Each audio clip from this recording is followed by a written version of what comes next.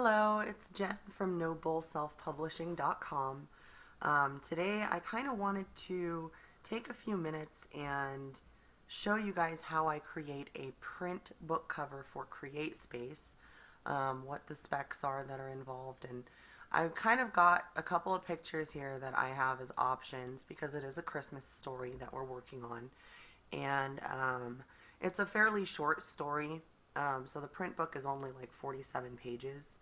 So I would like to just go ahead and do a full cover, just the way that a print book needs to be, and then that way, once we have everything uploaded to CreateSpace, we can go directly from there to Kindle Direct Publishing for the ebook, and it'll crop the cover for us to where it's only the front cover, so our work is pretty much done after the full cover.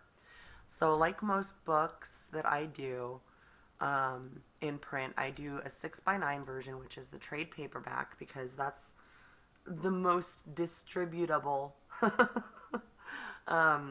size of book. So we're doing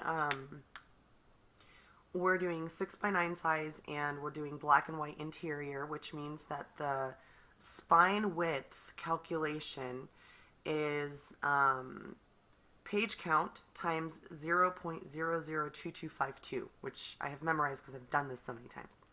So the height right here is already set because I guess the last thing I worked on in here was a book cover. The resolution, you always want to have 300 pixels per inch for print, because that's the best possible size that you can have, and it makes sure that the cover doesn't show up all pixelated. And the width is what we're going to work on now.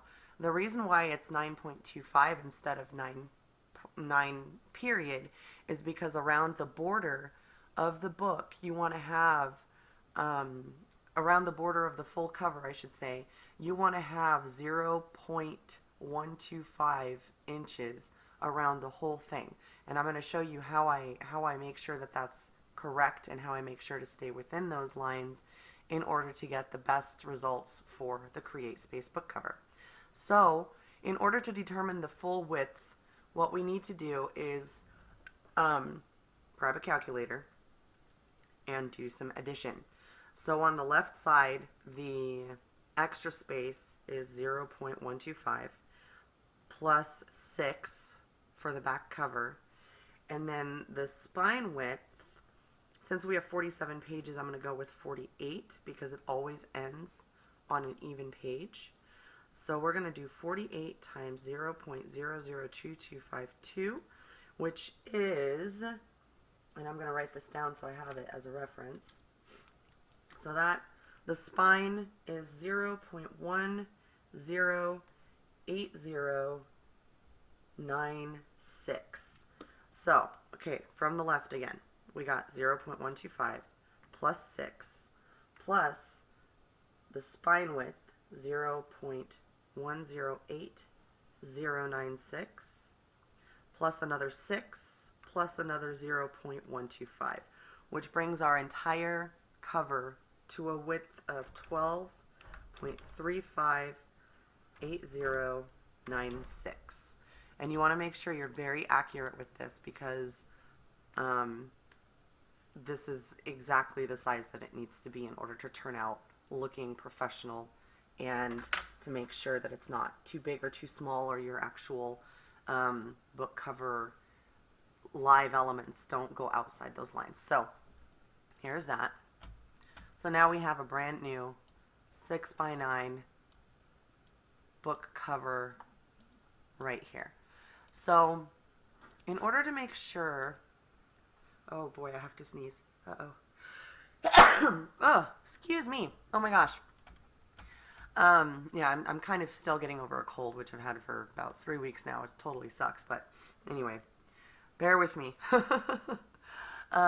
In order to make sure that we stay within the lines, right, I'm going to go to View, and I'm going to click New Guide, right, and it's automatically selected to vertical. So the first one I'm going to do is 0.125, and you see the green line show up right here. And then I'm going to do that for the rest of the guides, right? 0.125 plus 6 is 6.125. And then you add the spine, So here, let me do the calculator again because I do not do math like this in my head. So 6.125 plus 0.108096.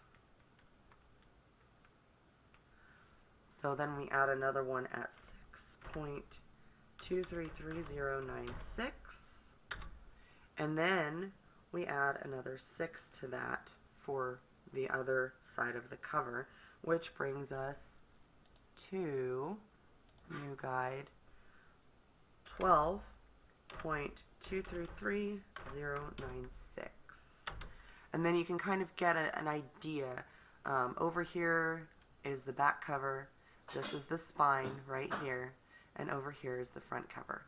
And then the outside areas are where you want to stay away from. So then, obviously, we still need the top and bottom. So the first one, we're going to have to click horizontal. And the first one is 0.125, just like before. And then the second one, make sure you click horizontal again because that's going to cause problems, is 9.125. And then we have our border, right? So these borders are basically to make sure that everything that absolutely has to be printed is within the borders, not without. Since it's such a small book, you cannot put spine text in the spine. I believe CreateSpace has a minimum page count requirement of like 100 pages or something like that for spine text. Don't quote me on that though. Usually if it's really narrow like this, they can't do spine text. So we're just going to leave that alone.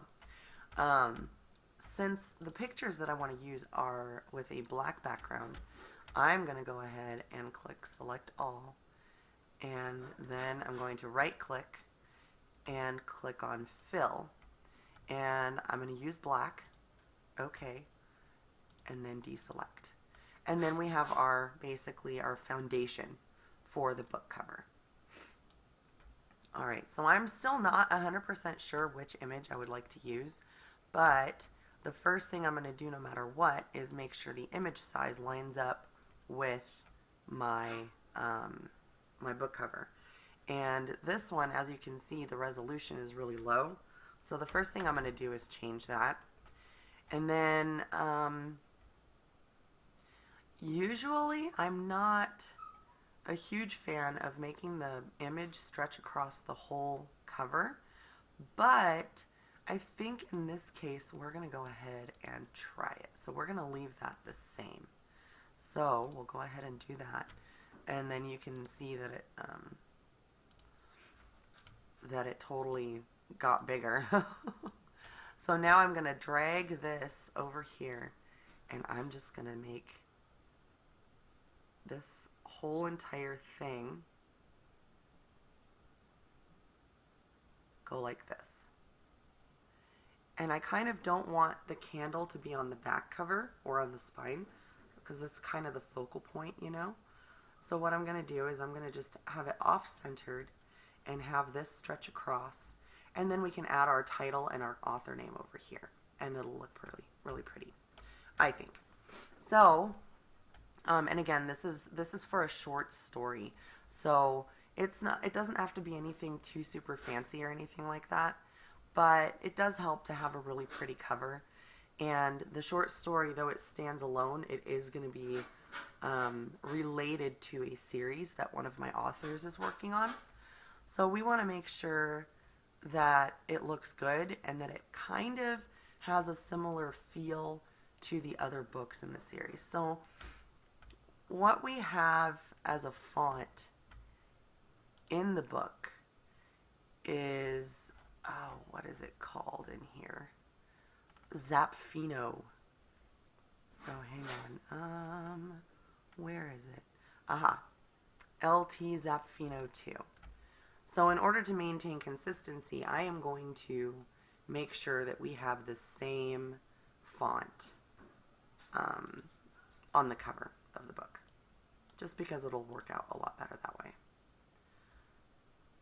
So the short story is called Metaphor's Miracle. And this size is almost a little bit too big So what we're going to do is we're going to go over here to the text and dial it down a few notches here. So let's try 68. And that looks pretty good here. So I'm going to move this around, make sure it's like in a good place so it doesn't look all crazy. So Metaphor's Miracle. And then we'll do the author name down here. And in this case, the author's name is Dalian Greylock. And for this one, I do want to make it a little bit smaller still. Let's see. Let's do 48. I think that's going to be a good size. Because we don't want the author name to take up the whole cover. And we want the title to kind of stand out. So, let's see what this looks like as bold. No, I like it not bold better. Alright, so the other thing with the book cover obviously is the back cover text. We do not have a blurb right now because we're still kind of working on it. But another thing that I wanted to let you guys know about is that CreateSpace will actually superimpose a barcode for you if you leave a space for it on the cover of the book. So if you buy, or even if you provide your own ISBN, CreateSpace will stick a barcode on there for you for free, which is really good information to know, because if you're going through myidentifiers.com, not only do they charge you $125 per one ISBN, but they also charge you $25 additionally to print out the barcode. So the fact that CreateSpace does that for you without any extra charge is really awesome. And the fact that you can get an ISBN from CreateSpace directly, either a free CreateSpace ISBN, there's a $10 option, and then there's a $99 option. So no matter what, you are getting a way better deal through CreateSpace than you are through MyIdentifiers, which, you know, if you're like me and you're trying to publish a whole bunch of books for a whole bunch of people on a budget, then that tends to be extremely helpful. So I don't want to drag this on too much longer, but you get the idea. The main thing I wanted to share was the specs and how to do the grid lines, because that always helps to keep things centered and in the right place. And hopefully, even if you guys don't have Photoshop, because I have an old version of Photoshop, it's CS3, so I'm totally outdated, but the newer versions are really expensive, so I'd rather just stick with this one. It does everything I need it to. But if you don't have the option of using Photoshop, there is a free photo editing software called GIMP that I've heard really good things about, and it can probably do the same things. If you are okay with spending some money on a program that is similar to Photoshop, you can also go with Corel. And it works just as well. I mean, it's probably a little bit different, but even their tools and stuff have very similar names. So it should be a fairly easy thing to learn how to work with. So anyway, I hope this video helped some of you to create better book covers for CreateSpace. Other book publishing websites will have different specs for their covers because their printing presses are different. But this is by far the easiest and the quickest and the most, like, you can do this over and over and over again, and eventually, I mean, it took me like 3 or 4 times to finally get all the specs down for book covers before I didn't have to make any corrections anymore, you know, before printing. So I usually upload and there's 0 issues with my files. And that's the way you want it to be, because that makes the whole process faster. So I hope you guys are enjoying your night, and thank you for watching. Don't forget to subscribe and go check out nobullselfpublishing.com. The link is also in the description. And if you do end up going there, you'll find more free videos and tutorials all about self-publishing and how to create book covers and self-editing, and we're even planning a video series on writing. So I hope you guys look forward to that and take some time to watch. Thanks again, and I will see you again soon.